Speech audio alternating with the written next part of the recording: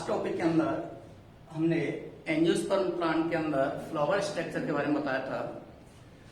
इसके बाद में जो हमारा नेक्स्ट टॉपिक स्टार्ट हो रहा है वो फर्स्ट चैप्टर से स्टार्ट कर रहे हैं और फर्स्ट चैप्टर का नाम है मेल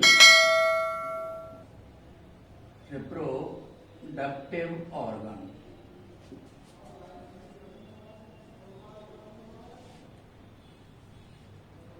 हिंदी में नर जनन अंग। तो यहां से हमारा फर्स्ट चैप्टर स्टार्ट हो रहा है।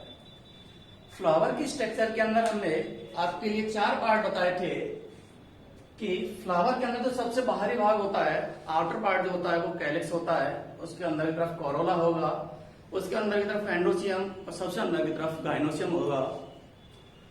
तो इन चारों भाग में से जो मेल रिप्रोडक्टिव ऑर्गन होता है उसको हम यहां पर बोलते हैं एंड्रोसियम,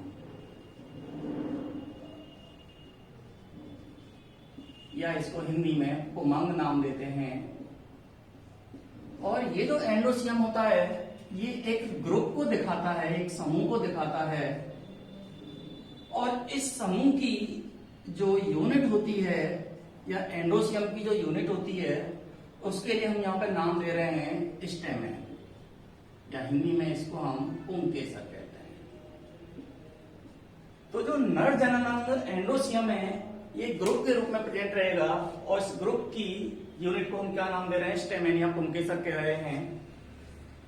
और ये जो स्टेमेन है, इस स्टेमेन की तुलना जिम्नोस्पर्म की एक संरचना से की गई है जिसको हम माइक्रोस्पोरोफिल के नाम से जानते हैं या लघु बीजाणुपर्ण के नाम से जानते हैं। तो ये ऑब्जेक्टिव क्वेश्चन पूछा गया था, स्टेमेन या पुंकेसर की तुलना जिम्नोस्पर्म की किस संरचना से की गई है, माइक्रोस्पोरोफिल से इसकी तुलना की गई है।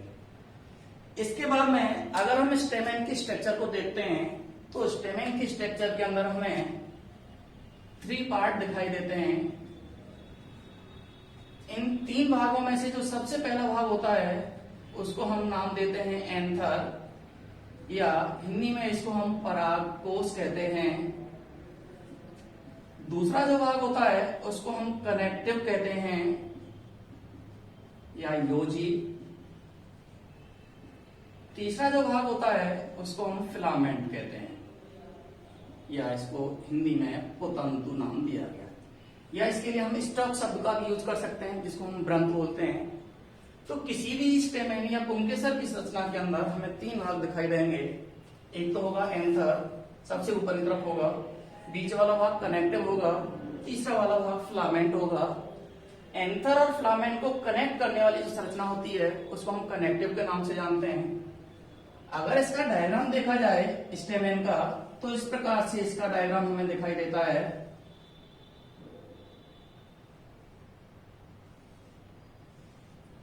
ये स्टेमेन की स्ट्रक्चर है। इसके अंदर जो ऊपर वाली संरचना है ये तो इसका पहला भाग हो गया एंथर, नीचे वाला भाग है फिलामेंट, तीसरा भाग। और एंथर और फिलामेंट को अटैच करने वाली या कनेक्ट करने वाली जो संरचना है इसको हम कनेक्टिव नाम देते हैं। तो ये इसका सेकंड पार्ट हो गया। तो किसी भी स्टेमेन के अंदर एंथर, कनेक्टिव और फिलामेंट ये 3 भाग हमें दिखाई देंगे। इसके बाद में ये जो एंथर वाला भाग है अगर इसकी स्थिति को देखा जाए तो एक एंथर के अंदर हमें 2 लोब्स दिखाई दे रहे हैं। तो ये दोनों हैं इसके लोब, या इनको हम पालियां कहते हैं। तो एक एंथर के अंदर हमें कितनी पालियां दिखाई दे रही हैं, 2 पालियां या 2 लोब्स दिखाई दे रहे हैं। एक लोब ये होगा, दूसरा लोब ये होगा। इसके बाद में जो लोब है इस लोब के अंदर हमें 2 चैम्बर दिखाई देते हैं। पहले वाले लोब के अंदर 2 चैम्बर होंगे, इसको हमने 1 और 2 नाम दिया है। दूसरे वाले लोब के अंदर भी 2 चैम्बर होंगे जिनको हमने 3rd और 4th नाम दिया है। तो एक एंथर के अंदर 2 पाली, और जो प्रत्येक पाली या लोब इसके अंदर कितने चैम्बर हैं, एक लोब के अंदर 2 चैम्बर होंगे, जिनको हम प्रकोष्ठ बोलते हैं।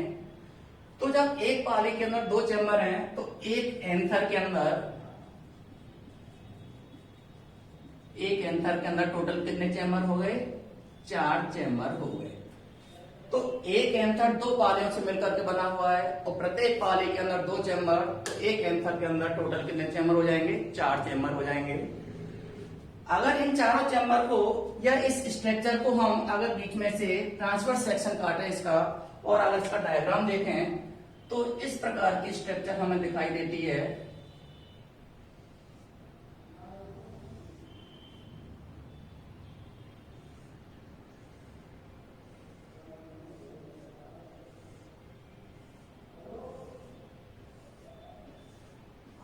ये वाली स्ट्रक्चर हमें दिखाई देगी। अगर इसको हम ट्रांसफर सेक्शन यहाँ से बीच में से काटें तो काटने के बाद में ये डायग्राम हमें दिखाई देगा, जिसके अंदर यहाँ से लेकर के ये जो भाग है ये एक पाली होगी, एक लोब होगा, ये सेकंड वाला इसका दूसरा लोब होगा। एक लोब के अंदर 2 चेम्बर दिखाई देंगे तो दूसरे लोब के अंदर भी हमें 2 चेम्बर दिखाई देंगे। तो ये जो चारों चेम्बर हैं, इन चारों चेम्बर को हम एक नाम दे रहे हैं यहाँ पर, इनको हम पोलन सैक या हिंदी में बोलते हैं परागपुट। तो इन चारों चेम्बर को हम पोलन सैक कह सकते हैं, या इसके लिए हम एक और नाम दे रहे हैं माइक्रोस्पोरेंजिया, या इनको हम लघु बीजाणुधानी भी कह सकते हैं। तो जो एक एंथर है, एक एंथर के अंदर हमें 4 लघु बीजाणुधानियां दिखाई देंगी। अब जब हमने एक ये क्या बताया, लोब बताया, और इस लोब के अंदर हमने 2 चैम्बर या 2 प्रकोष्ठ बता दिए, तो 2 प्रकोष्ठ वाली जो अवस्था होती है उसको हम डाइथीकस अवस्था बोलते हैं, 2 कोष्ठीय अवस्था बोलते हैं। और इसके अंदर टोटल हमें 4 चैम्बर या 4 स्पोरेंजिया दिखाई देती हैं, और 4 स्पोरेंजिया वाली अवस्था को हम टेट्रास्पोरेंजिएट कहते हैं। तो कुल मिला के अगर बात की जाए तो एंथर के स्ट्रक्चर के अंदर कुछ एग्जाम्पल पूछे जाते हैं, और एग्जाम्पल यहाँ पर 3 दे रखे हैं प्लांट के। एक तो इसके अंदर कैप्सेला प्लांट दे रखा है, इसके बाद में एक मालवेसी फैमिली एग्जाम्पल के रूप में है, और एक प्लांट है आर्चिथोबियम। तो इन प्लांट की हमें कंडीशन दिखानी है कि इसके अंदर, प्रत्येक प्लांट के अंदर कितने चैम्बर हैं और कितने कोष्ठ वाली अवस्था है। तो फर्स्ट एग्जाम्पल हम यहाँ पर लेकर के चल रहे हैं, और प्लांट है कैप्सेला प्लांट। तो जो कैप्सेला प्लांट होता है ये डाइथीकस एंड टेट्रास्पोरेंजिएट,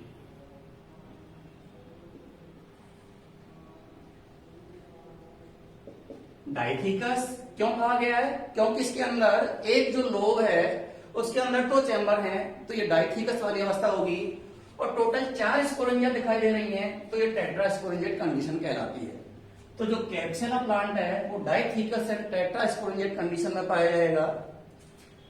सेकंड जो एग्जांपल है वो है मालवेसी फैमिली।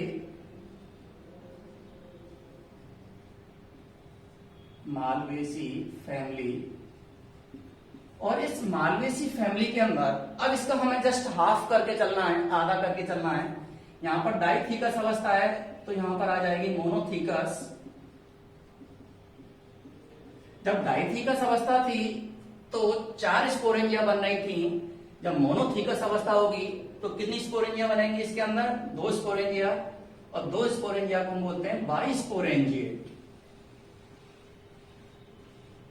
तो जो मालवेसी फैमिली है उसके अंदर कौन सी नेचर पाई जाएगी? मोनोथीकस एंड बाइस्पोरेंजिएट कंडीशन उसके अंदर पाई जाएगी। तीसरा एग्जांपल लेके चलते हैं आर्चिथोबियम।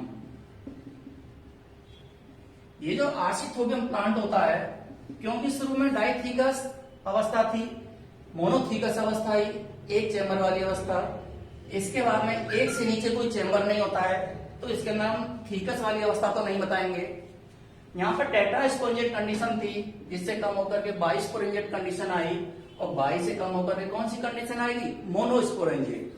तो जो आर्चिथोबियम प्लांट होता है ये केवल मोनोस्पोरेंजिएट अवस्था को दिखाता है। कौन सी अवस्था पाई जाएगी आर्चिथोबियम के अंदर? केवल मोनोस्पोरेंजिएट अवस्था पाई जाएगी। तो ये तीनों क्वेश्चन एग्जाम के अंदर ऑब्जेक्टिव टाइप के अंदर पूछे जाते हैं, किस प्लांट के अंदर कौन सी व्यवस्था पाई जाती है। इसके बाद में यहां तक तो मेल रिप्रोडक्टिव ऑर्गन जो एंडोसियम है इसके जनरल इंट्रोडक्शन के बारे में हमने बता दिया। इसके बाद में जो फर्स्ट टॉपिक स्टार्ट कर रहे हैं हम इसके अंदर वो है structure and development of microsporangia. Hindi में बोलेंगे इसको लघु बीजाणुधानी की संरचना एवं विकास। तो देखिए इसके अंदर लघु बीजाणुधानी का विकास किस प्रकार से होगा, दो टॉपिक लेके चलना है। एक तो हमें यहाँ पर डेवलपमेंट को दिखाना है और एक इसकी स्पोरेंजिया की हमें स्ट्रक्चर या संरचना को दिखाना है। सबसे पहले हम डेवलपमेंट को लेकर के चलेंगे। और जो माइक्रोस्पोरेंजिया का जो डेवलपमेंट है वो कोशिकाओं के एक समूह से स्टार्ट होता है। इनिशियल स्टेज के अंदर जो एंथर है वो एक अविभेदित कोशिकाओं का समूह होता है।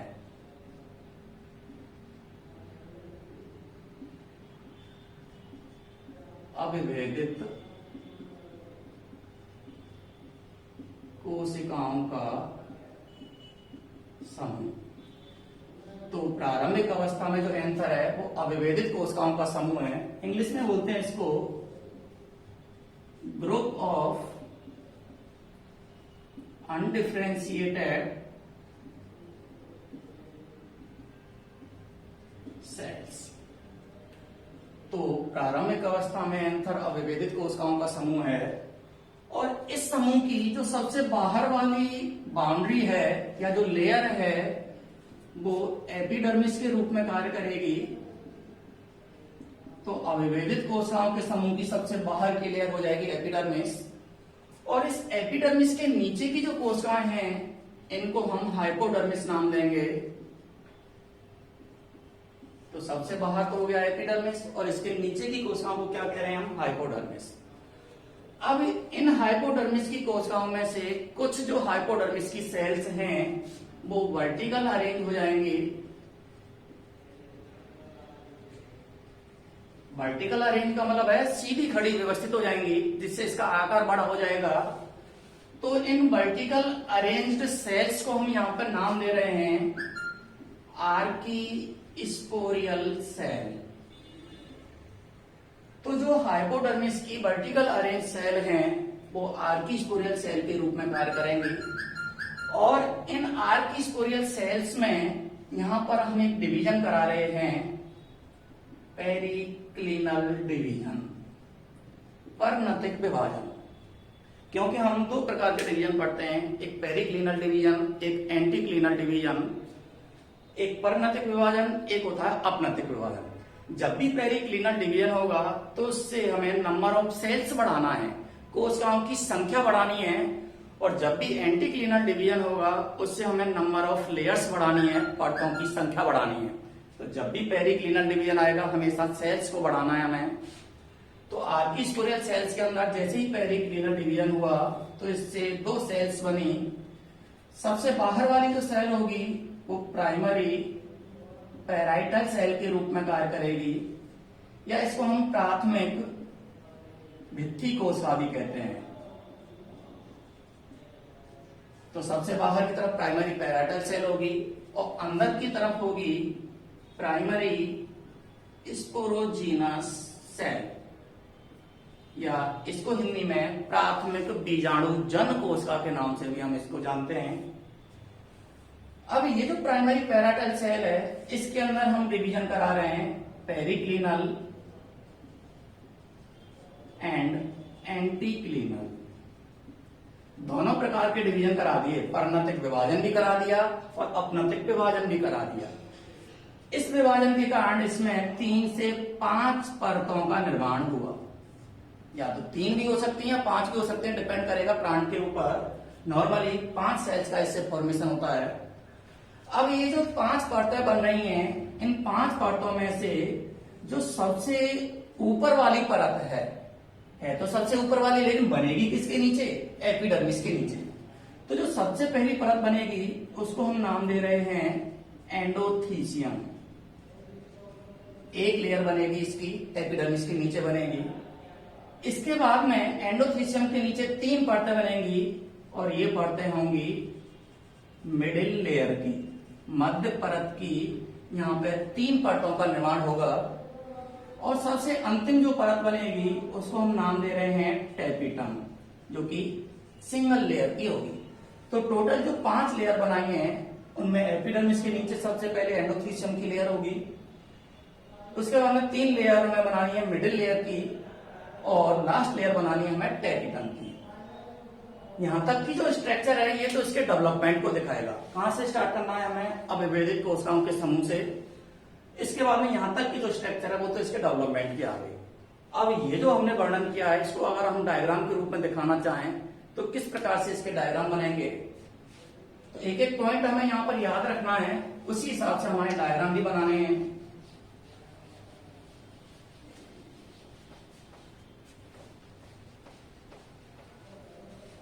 अब ये जो हम डायग्राम बना रहे हैं और जो सेल्स दिखाएंगे, जितनी भी सेल्स 5 बना रहे हैं उन सब का जो वर्णन है वो इसकी स्ट्रक्चर के अंदर आएगा। तो प्रारंभ में हमने क्या बताया, जो एंथर है वो अविभेदित कोशिकाओं का समूह है। ये हमने अविभेदित कोशिकाओं का समूह बनाया और इस समूह की सबसे बाहर वाली लेयर को हमने क्या नाम दिया है? एपिडर्मिस। तो प्रारंभ में एंथर अविभेदित कोशिकाओं का समूह है और इस समूह की जो सबसे बाहर वाली लेयर है वो एपिडर्मिस के नीचे कार्य करेगी और इस एपिडर्मिस की लेयर के नीचे जो कोशिकाएं हैं उनको हम नाम दे रहे हैं हाइपोडर्मिस। तो ये अविभेदित कोशिकाओं का समूह हो गया। कुछ समय बाद क्या होगा, ये जो गोलाकार संरचना दिखाई दे रही है अविभेदित कोशिकाओं के समूह की, ये 4 पालीवत संरचनाओं के अंदर विभक्त हो जाएगी। इस प्रकार से 4 कॉर्नर युक्त संरचना बनेगी, क्योंकि हमें टेट्रास्पोरेंजियट कंडीशन लेके आनी है, 4 बीजाणुधानियां बनानी है, तो 4 हमें पालीवत संरचना या 4 लोब वाली कंडीशन लेके चलनी है। इस स्ट्रक्चर के अंदर भी सबसे बाहर वाली जो लेयर है उसको हम एपिडर्मिस नाम देंगे।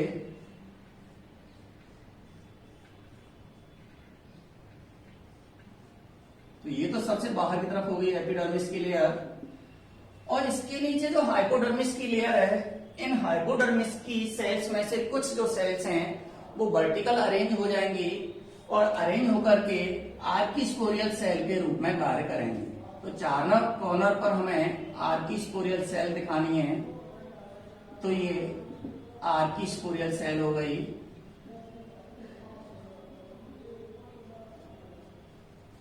अब ये जो आर्किस्पोरियल सेल है इसमें हमने डिवीजन कराया था पेरिक्लिनल, पर्णतिक विभाजन, जिससे प्राइमरी पैराटाइल सेल बनाई थी और प्राइमरी स्पोरोजीनस सेल्स बनाई थी।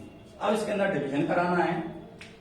इसके डिवीजन से अब हम केवल एक भाग को लेकर के चल रहे हैं, क्योंकि चारों भागों के अंदर हमें वही स्ट्रक्चर दिखानी है। ये हमने एक कॉर्नर ले लिया जिसमें सबसे बाहर की तरफ वही एपिडर्मिस दिखानी है। इसके नीचे की जो हाइपोडर्मिस थी, जिसको हम आर्किस्पोरियल सेल कह रहे हैं, इसमें डिवीजन कराया और इसके डिवीजन से एक तो बना दी हमने प्राइमरी पैराटाइल सेल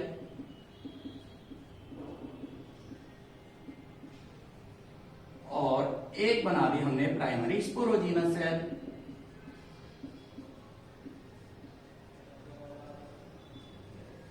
तो पेरिक्लिनल डिवीजन कराया आर्किस्पोरियल सेल में, जिससे प्राइमरी पैराटाइल सेल और प्राइमरी स्पोरोजीनस सेल्स बने। इसके बाद में प्राइमरी पैराटाइल सेल्स में हमने पेरिक्लिनल और एंटीक्लिनल डिवीजन कराए, जिससे 5 लेयर बनाई थी।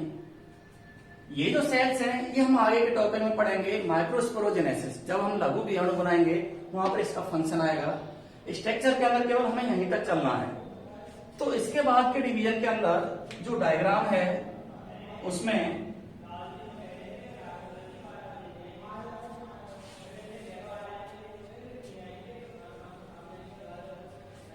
केवल इसी पार्ट को एक को दिखा रहे हैं, बाकी के सबके अंदर वही डेवलपमेंट हमें स्टार्ट करना है। तो सबसे बाहर की तरफ तो हमने क्या बना दी, ये एपिडर्मिस की लेयर दिखाई। इसके नीचे जो आर्किस्पोरियल सेल्स थी उसके डिवीजन से हमने क्या बना दिया, एक तो बना दिया उसके नीचे हमने प्राइमरी पैराटाइल सेल और एक बना दी उसके नीचे primary sporogenous cell. Primary parietal cells में डिवीजन हुआ जिससे 5 लेयर बनी। उन 5 लेयर में से सबसे बाहर वाली जो लेयर थी, जो एपिडर्मिस के नीचे बनानी है, वो क्या थी? एंडोथीसियम। एक सिंगल लेयर दिखानी है। पहले मैं बीच वाला भाग कवर कर देता हूं। तो एपिडर्मिस के नीचे जो एंडोथीसियम की लेयर है, ये कोशिकाएं सीधी खड़ी व्यवस्थित होती हैं, लॉन्गिट्यूडनली अरेंज्ड होती हैं। मतलब नॉर्मली जो हम सेल्स बनाते हैं वो हॉरिजॉन्टल बताते हैं, क्षैतिज रूप से दिखाते हैं। कैसे? इस प्रकार से नॉर्मल सेल्स दिखाते हैं हम। लेकिन एंडोथीसियम की सेल्स इस प्रकार से हमने लॉन्गिट्यूडनली दिखाई है, लंबवत रूप से व्यवस्थित दिखाई हैं। तो ये है एंडोथीसियम।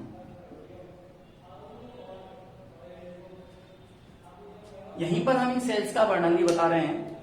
एपिडर्मिस की सबसे बाहर वाली परत होगी, सिंगल लेयर के रूप में पाई जाएगी और ये प्रोटेक्शन का कार्य करेगी। इसके नीचे जो एंडोथीसियम की सेल्स हैं, इन सेल्स पर एक पदार्थ का जमाव होता है जिसे हम बोलते हैं अल्फा सेलुलोज। तो एंडोथीसियम की सेल्स पर अल्फा सेलुलोज का जमाव हुआ और इस जमाव के कारण इन पर विशेष प्रकार के बैंड बने, जिनको हमने नाम दिया फाइब्रस बैंड। रेशेदार बैंड बन गए। ये हम यहां पर ये रेशेदार बैंड दिखा रहे हैं। इस प्रकार से धागे रूप इस रचना बन जाएंगी। हर एक सेल के अंदर फाइब्रस बैंड बनेंगे और ये जो फाइब्रस बैंड होते हैं, इनकी एक विशेष प्रकार की नेचर होती है और इस नेचर को हम यहां पर नाम दे रहे हैं हाइग्रोस्कोपिक नेचर। कैसी नेचर है इन बैंड की? Hygroscopic nature. हिंदी में बोलते हैं आर्द्रताग्राही प्रकृति। मतलब ये जो फाइब्रस बैंड होंगे, ये वातावरण की नमी को या मॉइस्चर को एब्जॉर्ब करेंगे, अवशोषित करेंगे और अवशोषित करके इनका आकार बड़ा हो जाएगा। लेकिन ये कोई जरूरी नहीं है कि अल्फा सेलुलोज का जमाव एंडोथीसियम की सभी जगहों पर हो। कुछ जगह ऐसी होती हैं जहां पर जमाव नहीं होता है। जैसे ये वाला जो स्थान है, यहाँ पर अल्फा सेलुलोज का जमाव नहीं हुआ।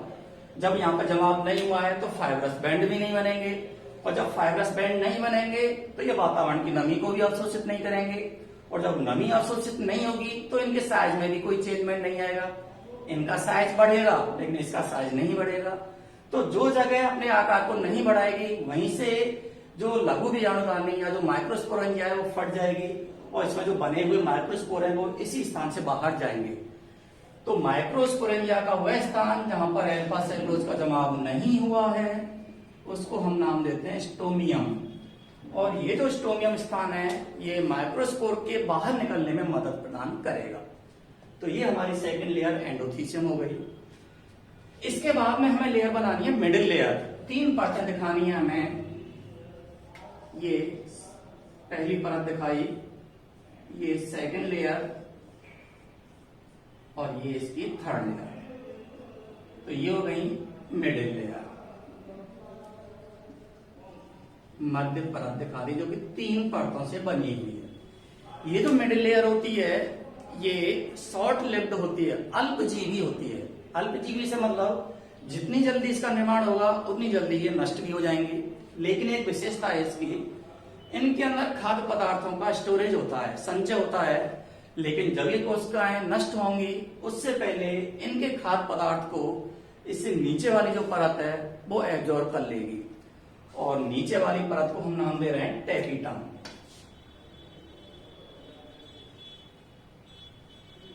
तो प्राइमरी पैराइटल सेल्स के अंदर सबसे नीचे वाली जो लेयर है वो लेयर कहलाती है टेपिटम। तो ये होगी टेपिटम, सिंगल लेयर की बनी होगी। और जो टेपिटम होता है इनिशियल स्टेज के अंदर ये मोनोन्यूक्लियेट कंडीशन में होता है, एक केंद्र की अवस्था। मतलब एक सेल के अंदर हमें एक ही न्यूक्लियस दिखाई देगा, लेकिन जैसे इसके अंदर डिवीजन की प्रोसेस स्टार्ट होगी तो ये मल्टी न्यूक्लियेट कंडीशन के अंदर भी आ सकती है। एक सेल के अंदर एक से अधिक केंद्रक भी इसके अंदर हो सकते हैं, तो ये बहुकेंद्र की अवस्था को दिखाएगा। ऑब्जेक्टिव क्वेश्चन के अंदर टेपिटम का फंक्शन पूछा जाता है, तो टेपिटम यहां तक का जो वर्णन है वो तो प्राइमरी पैराइटल सेल्स का हो गया। प्राइमरी पैराइटल सेल के बाद में जो अंदर वाली सेल्स थी उनको हम प्राइमरी स्पोरोजीनस सेल्स कह रहे हैं। तो ये जो सेल्स हैं ये हो गई primary sporogenous cell, primary sporogenous cells. इन प्राइमरी स्पोरोजीनस सेल से आगे माइक्रोस्पोर का विकास होगा, जो हम अगले टॉपिक के अंदर पढ़ेंगे। तो टेपिटम का फंक्शन क्या होता है? ये जो विकसित हो रहे माइक्रोस्पोर हैं, क्योंकि यहां पर इसका डेवलपमेंट होगा माइक्रोस्पोर का, तो विकसित हो रहे माइक्रोस्पोर को न्यूट्रिशन या पोषण प्रदान करने का कार्य कौन करेगा? टेपिटम। तो ये टेपिटम का मेन फंक्शन होता है विकसित हो रहे लघु वीजाणुओं को पोषण प्रदान करने का। तो ये जो स्ट्रक्चर है टीएस ऑफ माइक्रोस्पोरेंजिया कहलाती है, लघु वीजाणुधानी की अनुप्रस्थ काट। तो ये जो वर्णन है ये इसकी स्ट्रक्चर के अंदर तुम्हें दिखाना है, सभी डायग्राम दिखाने हैं और हर एक लेयर का वर्णन करना है। जो भी मैंने बोला है वो सब वर्णन इसके अंदर आएगा। एपिडर्मिस का दिखाना है, एनोथीसियम का, मिडिल लेयर का और टेपिटम का। टेपिटम को अलग से भी पूछ लेता है शॉर्ट नोट के अंदर, इसके अंदर हम इसके टाइप को भी डिस्कस करेंगे, लेकिन वो थोड़ा बड़ा हमें दिखाना पड़ेगा। तो नेक्स्ट क्लास के अंदर हम टेपिटम के फंक्शन वगैरह देखेंगे। तो जो आज की क्लास थी इसके अंदर हमने एक तो इसके डेवलपमेंट को देखा, माइक्रोस्पोरेंजिया का डेवलपमेंट, उसके बाद में इसकी स्ट्रक्चर को देखा, जिसके अंदर हमें इन सभी सेल्स के बारे में हमें दिखाना पड़ेगा। नेक्स्ट हम टेपिटम के फंक्शन, टेपिटम के टाइप्स के बारे में डिटेल से पढ़ेंगे। तो आज की क्लास हमारी इतनी है। Thank you.